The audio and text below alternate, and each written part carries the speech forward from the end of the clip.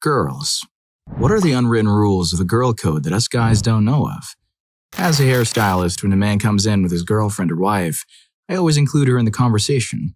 Ask if she wants to sit with us, needs a drink, etc., and make eye contact when speaking to her. Similarly, when I meet a male friend's girlfriend for the first time, I make sure to be nice, ask questions, and be interested in her. It alleviates the threat factor and shows support for their relationship. Really, this should be done regardless of gender. Just treat your friends' partners with respect and kindness. That's a rule? Really? And here I was thinking that was just common courtesy. Story 2. Doesn't matter the age gap. Total fact. When I was in high school and still needed to ride to dinner and the movies, I was meeting up with some guy 2 years older than me, with one of my best friends. He was a super creep and decided to pull out his Johnson in the movie theater. Not exactly knowing what to do with it, I get awkward and go to the bathroom. Some woman in her 40s heard me and my friend talking about it and walked me out of the bathroom to my dad's car on total creep patrol the whole time. I still think about that woman and how cool it was for her to play the blocker for a total stranger. Story 3. When making new friends who have girlfriends, I always extend any invitations to the girlfriend. Most of the time, they don't come along, but to me, it shows respect for the girlfriend or relationship and shows that there's no ill will involved. I automatically think less of another girl if she invites my boyfriend out somewhere, knowing he has a girlfriend and doesn't mention me. Even though I trust my boyfriend completely, it just seems shady or disrespectful on her part. Note that this doesn't apply if they've been friends for a while. It's only for new friends. Story 4. Other than the period and hair time, things that have already been mentioned, and these are more largely dependent in knowing the other girl or woman's interests. You, number 1, recognize who she's interested in and make sure to disappear unobtrusively, to give them alone time. Number 2, if I get on public transit at night and see a girl or woman sitting alone, I sit by her. It makes us both feel a little more secure and generally stops creeps from pestering either of us. Number 3, don't post pictures or show them around in which you, and only you, look good, even if you look like a caveman in every other photo of both of you. Number 4, if she's considering buying something, be it clothes, a haircut, or whatever, give her honest, but not mean, advice. If she ignores you, shut up and never mention it again. If she's already bought it, especially if it was expensive, don't say anything unless she asks. And be sure she actually wants an honest opinion, not a confirmation that she looks good. There's a difference. How do you know if they want an opinion or just confirmation? It heavily depends on context. If you're all dressed up to go somewhere and she spins around and smiles into the mirror and says, "How do I look?" It's pretty obvious, not an "I would like your opinion." If she specifically asks for an honest opinion, or if she's comparing wardrobe items or deciding whether to donate clothing, that's probably time for a more honest opinion. If she mentions the word fat, stop your losses and run. Story 5. You always tuck another girl's tag in if it's sticking out of her shirt. No one questions it, no explanation needed. Likewise, if she's having some other wardrobe malfunction, you tell her, discreetly, even if she's a stranger. I had one of the meanest girls in school who used to pester me, whisper to me to adjust my skirt in the back one time. It's just a given. Another time was at prom when I was a sophomore and a senior had a dress tucked into her drawers as she came out of the bathroom. I went barreling towards her and said, Wait, stop." She stopped and I pulled it out while saying, "I'm not trying to be creepy, but I don't want you to be embarrassed. I'm sorry. Enjoy your time." She was very grateful. Story 6. If you're at a bar and one of your friends had had so much that she needs to retch and or can't look after herself, you need to hold her hair back. Make sure she doesn't lose her purse and escort her as close to home as possible. Also, if your friend asks for makeup, let them use it. Another side of that coin, if you need to borrow makeup, for the love of Cthulhu, don't apply it straight to your face. Use proper sponges or brushes, or at the very least, apply it to your fingertip first. Story 7. The more we dress ourselves up, the more we expect to have a busy or eventful day. If I put on a nice outfit, do my hair, my makeup, in my head I'm saying, today I need to, or already am doing, something significant to show off what I'm wearing. Conversely, if my hair is messy and I'm wearing a huge t-shirt, the only thing I probably did, or expected to do, today was, or is, Reddit, Netflix, and maybe picking up milk at the grocery store. So if you want someone with unscheduled days who are laid back, look for messy bun, t-shirts, etc. If you want someone who's busy or very social, look for someone who's mostly dressed up.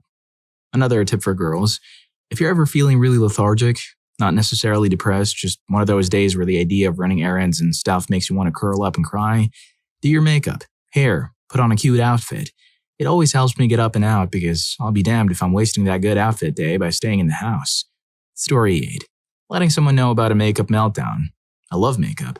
I work in a nursing home. Thermostats are always set to 80 in the rooms. Not ideal for keeping that makeup looking fresh. Sometimes my eyeliner will transfer to my upper lid. Mascara will flake off, sweat stripes through my foundation, etc. I get so upset when I don't have time to go to the bathroom for 3 hours. Thus, not being able to check myself out in the mirror and find out something on my face is all ruined up. I always discreetly tell someone if something is off because that's your face.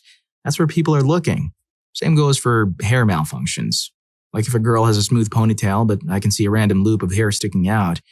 Maybe it got caught in a ring or earring or something. Always saying something. Gotta help a sister out, you know? Story 9. Girls watch other girls' drinks. Whether you're BFFs or just met an hour ago, girls keep an eye on other girls' drinks. You can't be too careful.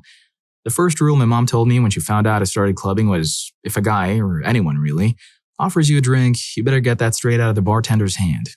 And if you accidentally leave your glass unattended, do not get it back. One cool thing in my town is that there are bars around here that put straws in all drinks when they hand them out. Those straws change to bright colors if they come into contact with something. Story 10. If I see a girl, or guy, but it happens less often, with their clothes tag sticking out the back of their neck, I will always tell them, or just tuck it back in myself. I was outside a pub in Glasgow a few years ago and tucked a stranger's tag in for them. I didn't know how she would react, but it had to be done. She ended up hugging me for about 5 minutes, saying that she does this too and thanked me for ages. Small gesture, which I think would mean nothing to guys, but as a girl, I would appreciate it if someone did this for me. Story 11. You don't pursue your friend's boyfriend or previous conquests. I've seen this response posted in threads such as these before, and it's the only one I can't agree with. Everyone has different relationships with their friends, boyfriends, and conquests. It's only reasonable to make the boyfriend off limits. But once the relationship is over, it's really a matter of how comfortable everyone is with the ensuing situation. I've been on both sides of this situation with close friends of mine. We're still close friends. No one got angry, hurt, or jealous. The lines of communication were kept open and they needed to be, and closed when it was appropriate. There's absolutely no reason why this should be gospel. However, if all parties are cool with it, then no one's nose is put out of joint and there's no harm done. I think the rule should read, don't pursue your friend's ex-boyfriend or previous conquests without talking about it first. Story 12. I'm a firm believer that the girls' network exists. The girls' network is a system by which all women will simultaneously know what each other does about a particular event within a 5-mile radius. For example, if a girl finds out her boyfriend has been cheating on her, at that moment, every member of the female gender within 5 miles will know he's a cheating schmuck, even if they don't know him. I once found out that a guy I was dating was cheating on me with someone because that woman's cousin knew another woman, who knew another woman, who knew me. I was 1,000 kilometers, 621.371192 miles, away from the guy at the time. The woman's network is bigger than you know. Story 13. Don't call, text, or hang out with or otherwise initiate a relationship of any kind with a woman's husband or boyfriend. It's just common sense. Always inform a girl of a wardrobe malfunction. Lipstick on teeth in a discreet and friendly way to save her embarrassment. It's a small gesture that can make a big difference in her day. If a girl does something embarrassing in public, just pretend you didn't notice and move on. It's a moment of embarrassment that doesn't need to be acknowledged. Always be honest about not hanging out, and if you cancel, do it well enough in advance so you don't leave your girl hanging. It's important to be considerate of other people's time and plans. Yes, you have to RSVP or decline a wedding or shower invitation. It's rude not to respond, and it can cause unnecessary stress for the hosts. Don't post unflattering pics of girls on the internet. If you think, she looks worse in this pic than in real life, don't post it. Also, if taking pictures of women, move yourself around to find the most flattering angle for them. Do not offer an unsolicited negative opinion on a woman's clothes, makeup, cooking, or significant other. Keep your negative thoughts to yourself unless asked for your opinion. Only ask if you're really sure that she's pregnant. It's a sensitive topic, and you don't want to put her on the spot if she's not ready to share that information. Some ladies need to vent. Let them. Don't judge. Sometimes people just need to talk things out, and it's important to be a supportive listener. If a guy your friend likes is sketchy, you tell her. It's better for her to know the truth about someone she's interested in. If you know something good or bad about a guy your friend likes, you're obligated to tell her. It's about looking out for each other and being honest. Boyfriends or husbands. Yes, we talk about bedroom stuff amongst ourselves. No, we don't talk about things that are embarrassing or really private. It's about respecting boundaries and keeping certain things confidential. If a girl in your group is crying, you try to help if possible. We all get overwhelmed and have those days, and it's important to be there for each other. Story 14. It's usually stuff that helps keep us safe. Texting each other before you get in a taxi alone and when you arrive. It's a simple way to make sure everyone gets home safely. If you're alone and feel unsafe, call a friend and keep them on the phone just for your own peace of mind. It can be really comforting to have someone on the line while you're in a potentially scary situation. Any scenario where a woman is being unwantedly pestered by a guy, you step up and try to get him to leave, regardless of whether you know the woman or not. It's about looking out for each other and standing up against any mistreatment. Watching each other's drinks at bars and clubs. It's a must to ensure no one's drink gets tampered with. I also once had a woman give me a pair of rolled-up flats from her bag on a night out because she knew I had to walk home alone. I live close to the bar, and you can't walk fast or run in heels. It was such a thoughtful gesture. If me and my friend both think a guy is hot and he ends up being interested in one of us while not being interested in the other, then that guy is off limits to the friend that is not wanted. Don't keep openly flirting with a guy and complain that he was stolen. I've been on both sides of the fence, and it does feel horrible to not be chosen, but I never go out of my way to make my friends feel guilty that he didn't like me. Please tell me whenever something is out of place with my appearance. I would definitely like to know that my straps are showing. I don't mind when my friends post pics of us when they look good while I'm looking like a homeless man. Just please don't tag me in those pictures. If your friends are hating on your significant other, you really need to reevaluate your relationship. Your friends are objective when you can be. If everyone dislikes your significant other, there is probably a reason. We want you to be happy. We're looking out for you. Alternatively, if your friend is in a terrible relationship, you must tell them. Their significant other is controlling or cheating or being scuzzy, you tell them immediately. While waiting in line at a bar bathroom, you have to compliment at least one other girl. If a girl is really mad at you for whatever reason, leave her alone. Do not try to make up for it by being extra nice. That will only anger us even more. We'll come around in our own time. Or not, but constantly trying to force us to be happy again is a bad idea. If your friend says she needs to go to the bathroom, you offer to go too. She might have something important to tell you, or it might be the saving grace when the tissue paper is out. Or you might prevent the bad guys from getting her on the way to and from. You just do it, because that's girl code. And additionally, if a woman compliments you in a dress or skirt that has pockets, you have to reply, "Thanks, it has pockets," and tell her where you bought it from. It's a fun little tradition among women who appreciate the convenience of pockets in clothing. Story 15. When meeting a couple for the first time, greet the man second and, if possible, slightly less enthusiastically. It lowers the level of assumed threat. And when you're in a combination with a female friend of yours and her boyfriend, do not do most of the talking. Don't stand in front of them and talk about yourself or your hobbies. Never ever mention anything about your friend that's degrading because it's not funny around guys. Not funny. When you're alone with your friend and her boyfriend, be still. If you come across a woman who desperately needs to go to the bathroom, you stand guard while she's in the bushes whether you like or know her or not. No matter how much you like your friend's boyfriends, your loyalty remains to your friends. Never keep a secret for the boyfriend from the girlfriend. Try to use positive reinforcement to encourage a friend to go with a different choice of clothing. But if necessary, be blunt without being unkind. Story 16. If your best friend finds out her man has cheated and they've just broken up, you spend 2 days with her for recovery. Day 1, you are her shoulder to cry on and her ear to listen to about their whole relationship. You respond with your opinion as little as possible, but always be on her side. Watch Netflix, bring ice cream and cookie dough and have delivery and speed dial. It's all about comfort and support. Day 2 is all about finding herself. You need to help her see herself as a new, independent, strong woman. You might take her to the gym, go shopping, or get your nails done. Don't mind him is the quote of the day. It's about empowering her and helping her move forward. Story 17. Unfortunately, it's completely legitimately necessary to be on guard against potentially creepy males when out in a club or bar or party situation. I wish it weren't needed, but there's always a pretty girl who doesn't know she's a lightweight and ends up needing supervision, or something similar. The only variation in this situation is when the female is completely aware she isn't taking care of herself and doesn't appear to care. Too bad. You still have to help her out. If she really wants to go be with a rando, fine. But when that woman needs a ride home at 4 a.m., you still go get her from the rando's apartment. She'll be indebted to you and should honor that, but you still have to go get her. Source, I have a roommate like this. It's ridiculously infuriating that she never takes care of herself, but we still cover her because it's what you do. I feel like she operates in the assumption that someone, somewhere will always be available to mom her, regardless of how much she's had to drink and how many bad decisions she makes. It can be exhausting. Story 18. You help other women who seem to be in trouble. When I was a teenager, my mom and I went to Walmart to get groceries. We split up to save time and a man started stalking me through the aisles. I finally got out to the main area and saw a lady with 2 kids. Walked right up to her and stood as close as possible. She was confused, but when I made a motion at the guy, she understood.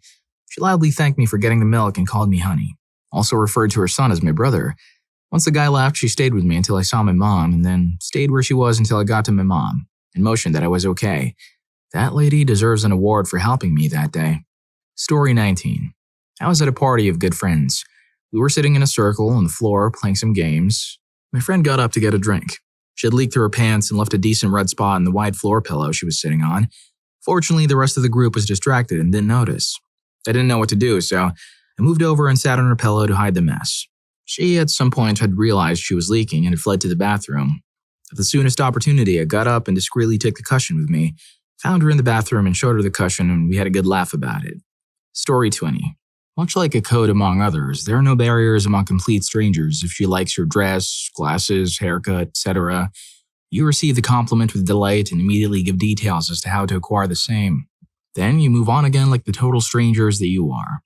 I had a woman just ask me once how I wash my hair. I have curly hair, so it's a big thing to know your routine. And I spent 10 minutes speaking to a complete stranger in the streets of DC like she was my BFF about co-washing, hair twisting, hair products, and all that jazz. One caveat to this is that if there is a significant age difference between the compliment giver, being the older one, and the receiver, then there is a chance it might not be received well. It's a fine line. Another time I was at a very serious business convention, suits and all, talking to a vendor who was explaining how her program worked. Lots of big words, most serious. After she finished, I thanked her and wondered if, perhaps, she could let me know how she got her curls so perfect and full. Mine were so flat in comparison. It was like a light switch. This serious government programmer turned into my bestie as she told me her step-by-step hair care and gave me pointers. To this day, I still use her advice. My curls are perfect. Thank you, random business convention lady. Story 21. My wife had gone out drinking with her best friend, and eventually, the best friend ditched her. She was semi-buzzed but was being pestered by guys. She was lucky enough to keep it cool and didn't attempt to walk home. I was mad at her friend. I let him know that if you're out with my wife, you stay with her. You act like a gentleman and friend and make sure she gets home safe. You do not ditch her at a bar after a few hours of drinking. With that said, a rule that should stand firm is do not abandon anyone when drinking is involved. I've been the sober one and dealt with my annoying, embarrassing hammered friends before and I wanted to leave. But they're my friends, and I won't allow anyone to be taken advantage of or end up hurt. That's not even girl code, that's straight up don't be a schmuck and abandon your friend unless agreed upon. Story 22. Never leave your friends alone in a potentially dangerous situation. Bars, walking home alone, etc. Adding on to this, if a random woman approaches you and asks to walk with you, stand by you, or hang out with you, let her. She's likely trying to avoid a creepy guy. Protect each other. Don't care if it's your sister or a complete stranger. It's about looking out for one another and ensuring everyone's safety. Text your friends to check if they got home safe. It's a small gesture that can provide peace of mind. Stay with them while their Uber or taxi, etc. comes. Waiting together ensures that no one is left vulnerable. Check over that message she's going to send to the guy she likes to see if it sounds okay. Some communications require a group effort, and it's helpful to have a second opinion. Sanitary items to all humans who need them. It's about supporting each other's basic needs without judgment. Don't shame other women for how they express their femininity. Some women like pink, some don't. Some women wear their emotions in their sleeves, while others cover themselves or show theirs. Women get enough criticism. We don't need it from each other. It's important to respect and support each other's choices. Amen. Anyways, if you're enjoying the video, don't forget to hit that subscribe and like button for more videos like this. Story 23. You never contribute to another woman feeling uncomfortable about their chest size. When boys start getting interested in them, they can be immature about it, always wanting to draw attention to them. But girls always seem to be acutely aware of the potential for embarrassment and leave it alone. Examples: called in to do the scoliosis test and didn't wear one because my chest was too small to need one. So you are 100% bare from your waist to your shoulders in front of girls who are wearing one. So not as bare as you, and usually mean to you. If they had even made the slightest hints about your flat chest to the guys they were friends with or dating, it would have spread like wildfire, and you never would have heard the end of it. But not a peep, not a mean word.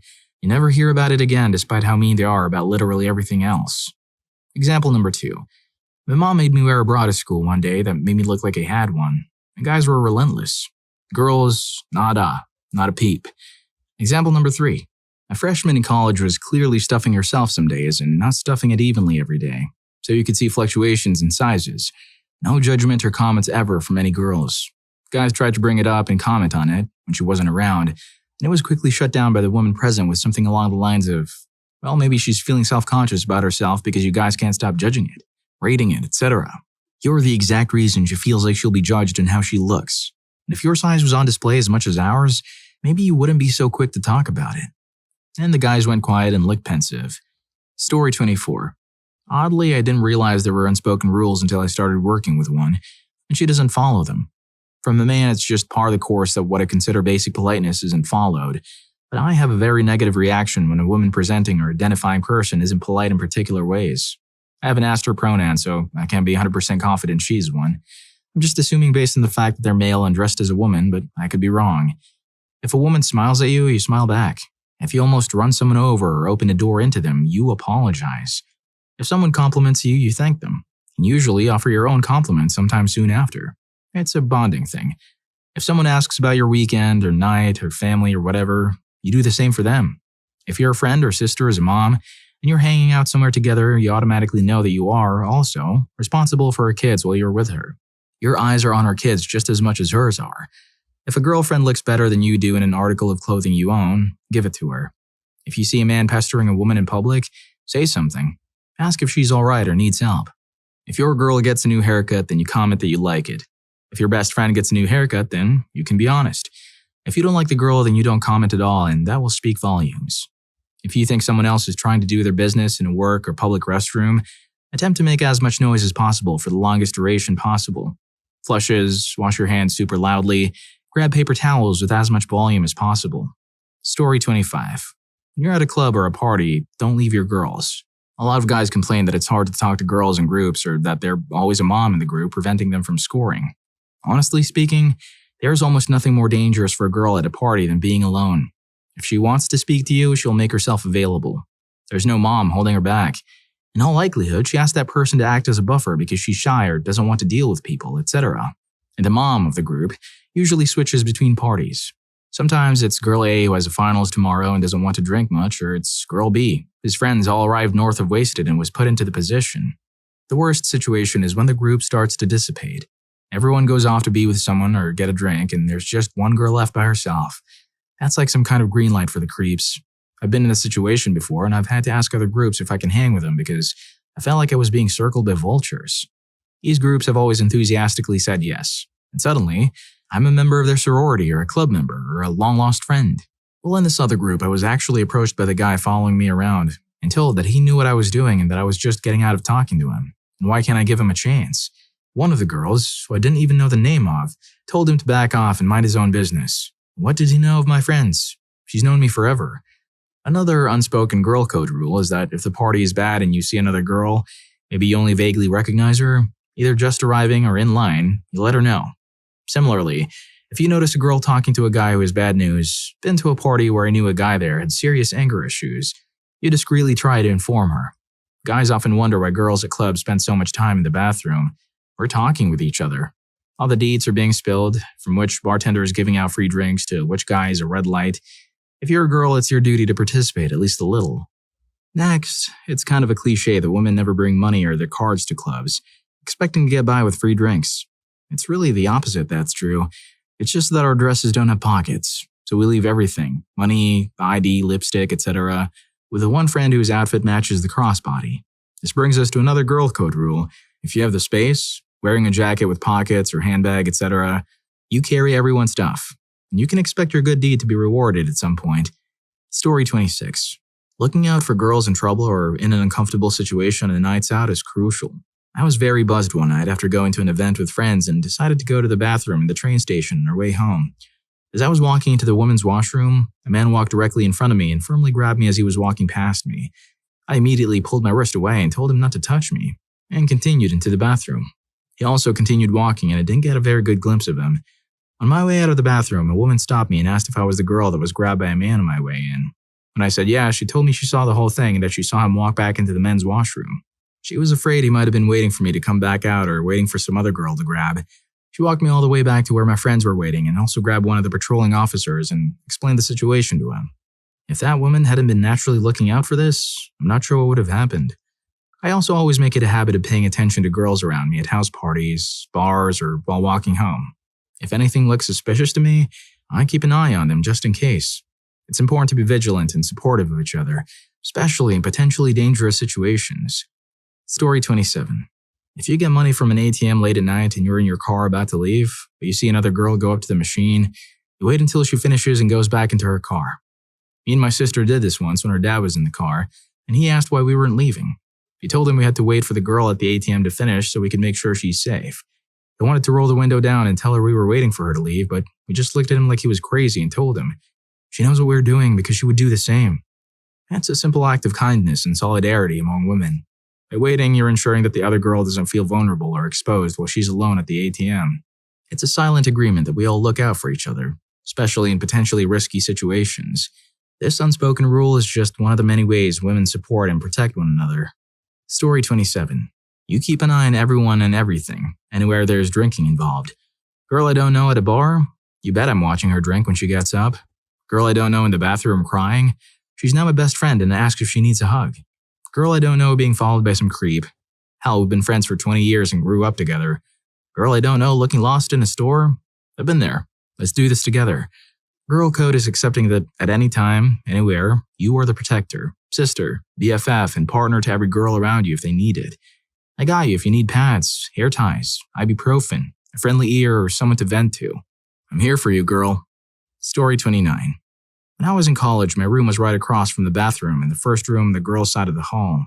When my floor sisters would come home intoxicated and weren't sure if they could climb up their bed or go back to their room without waking their roommates, they could come into my room. I always left it unlocked and get a glass of water and Belvita breakfast biscuit.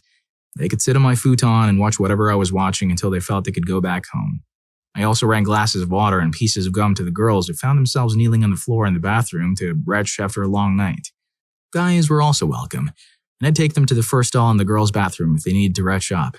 I also collected several girls from lower floors. I lived in the top floor and brought them upstairs to rest. I drank one time the whole time I was in college in the comfort of my dorm without getting buzzed. This means that I was frequently the most or only sober person left on my floor, and I didn't mind taking care of anyone who needed my help after a long night. Since I took care of everyone and my door was literally never locked, my floor mates made sure to ask anyone strange who came to my room, even security one time, and kept me and my things safe in return. The community code is maybe the one thing I miss about college. It was a sense of mutual support and understanding among us. We all looked out for each other and it created a strong bond between us. Whether it was helping someone who was feeling sick or just offering a safe space for someone to relax, we were there for each other. It's a special kind of camaraderie that you don't often find outside of college. Story 30. If you see a woman being pestered on far too aggressively or on an awful date and she looks unnerved, walk over and pretend to be her friend. Mention her boyfriend was looking for her to give her an easy out. Also, I used to manage a restaurant, and we had a total eater of a regular who would come in all the time and proceed to get blackout buzzed. He would stick girls, Tinder dates, etc., with a bill or just verbally mistreat them. So I started warning them. Generally, he would order more drinks or whatever at the bar, so I started letting them out the back door because he always chose the same booth. That dude was such a piece of trash. And he would come in with his parents too. I thought he made roses and diamonds. It's important to look out for each other in these situations, whether it's intervening in a potentially uncomfortable situation or helping someone escape a bad date. These actions can make a big difference. It's about showing solidarity and support for one another, especially when someone is feeling vulnerable or threatened. Story 31. If you're in a club's bathroom and a girl starts retching and her friends aren't around, it is your sacred duty to hold her hair back for her or put it in a ponytail. If you see a buzzed girl, you make sure she's safe, aka delivered back to her friends, given to authorities. My city has policemen patrolling during clubbing areas who put the intoxicated ones in a paddy wagon to take them home, or sobered up a bit before being shoved into a cab or Uber or night bus. If a girl is looking in any way threatened or uncomfortable, that girl is now your best friend. Give her an enthusiastic hi and give her an option to get the hell out. If she takes you up on it, stick to her until you're far enough away. Always have pads on you, some hair ties, and also band-aids. Because periods are inconvenient, you never have one when you need it. And heels hurt. Story 32.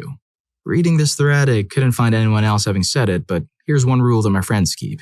And I'm not friends with the girls who disobey this rule. If you're on the dating scene, you do you. Your preference is your preference, and we don't judge how many dates you have, who you date, or what you get up to on dates. That's your business. But If there's a shy girl in the group who finally mentions, after years of being single, that she fancies someone, let her have a go with him. If, after the shy girl is brave and confesses having a crush on someone, and you know this information, do not then go ahead and flirt with that person.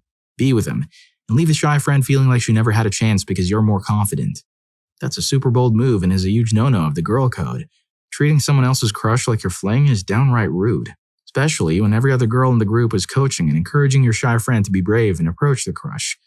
Obviously, it's assumed that the crush is single too. If you know someone's crush is in a relationship, you tell the girl ASAP. It's about respecting each other's feelings and opportunities, especially when it comes to matters of the heart. Story 33. I was just flying back from Europe to New Zealand a couple of days ago on a long flight. I was sandwiched in between passengers. It was a long flight, 18 hours. Near the end of the flight, I noticed the girl, in her 30s, next to me had her blanket over her head again. I thought maybe she was meditating. The service trolley got parked next to her, so she uncovered for food, and I noticed she was crying. I realized she must have been crying every other time she had been covered up. I hesitated a bit, but as she wiped tears away discreetly again, I just rubbed her arm. She looked at me, nodded, and let the tears flow as I kept rubbing her arm slowly. At the end of the flight, as we were leaving our seats, she said thank you and goodbye, and I never saw her again. I can only imagine she was coming home after that. So sad for her. I learned somewhere along the line that human touch in times of grief will help lower pressure and release endorphins or some such, so I really made sure there was a good connection there for her. Kudos to her for being there for that woman. Looked like she needed that comfort more than anyone else. Story 34. There are a few unspoken rules between girls and guys too. If she asks you to pretend to be her boyfriend, you do it. There's either some creep on her tail or she really needs out of a situation. Whatever she starts calling you, you gotta run with that. I used to have a friend who I have no relation to who called me her brother. Now we're siblings. Nothing I can do about it. I don't write the rules. At social gatherings, if you're there as a girl's best friend, you're her wingman. You do all the same things she'd expect a girlfriend to do at a party, but if her girlfriends step in and take over those duties for you, you let them. Story 35. I'll name a few. As many people have pointed out, always lend a pad to someone in need, even if you hate them. This goes for medicines as well. Cramps are the worst. Also, if they have red spots in their clothes, tell them about wardrobe malfunctions. Skirt caught on bag, tell them. Trousers have a fly down, tell them. Lipstick on teeth, tell them. This also goes for guys too. I will tell a guy if their fly is down or they have lipstick on their teeth. If someone talks to you like they know you, when there is someone creepy, act like you have known them all your life. Or find ways to ask what's wrong, like pretend to show them something on your phone or something. Don't be fake or try to one-up someone's passion. It just goes for everyone. I've missed some out, but those are the main ones. Story 36. If a girl is crying in the bathroom, you and whatever other females are around are obligated to jump in and comfort her, whether it's back rubs or letting her cry into your fancy shirt. Also, if you have a female friend whose ex broke up with him for a non-good reason, like, it's okay if it wasn't working out both ways, but if you're just bored, get stuffed. The area you're now a sworn enemy. It's stupid, but there's power in numbers, and sometimes the only way you can support is by making sure it doesn't happen again. Story 37. Bit of a late response, and I'm a male. It was around 1 year ago. I was at a party of varying ages. It was pretty far out of the town the majority of everyone lives in. I drove out there to meet up with my friends who went to the party, so I start drinking, etc. And it gets to around 2 to 3 a.m. and decide that it's probably time to sleep, so I head to my car. On my way to my car, I noticed a girl was at the door of my car with her hands on her knees, crying. I then realized it was one of my school friend's little sisters. I immediately went to her aid to help her and see what was wrong. Turns out some guys did some horrible things to her and even spiked her drink. Now, I was in no state to drive, but from the information I gathered, I had to get this girl home. I said to her, "All right, I'm going to get you home." She lives around 40 to 50 minutes away from the party. I made sure she was okay the entire drive home. Offered to take her to the hospital. My mom's a nurse, and in these cases, they can do the DNA swab, etc. And got her home eventually at around 4 to 5 a.m. She spoke to the school counselor the next week at school, and I messaged her every day for the next 2 months, making sure she's okay and or she has someone to speak to. I believe she told her mom and sister on her own accord, but a few months later, her sister approached me at her graduation and thanked me for helping her, and that she's very grateful to me. I know I risked both myself and her as I shouldn't have been driving, but as both of my two absolutely closest friends are females, I always look out for all females in any situation. I think it's very important for us males to look out for our girls, as they all grow into amazing women and both genders should look out for one another no matter what. Well, if you like these stories, here's more. YouTube thinks you're going to love this. Catch you in that video.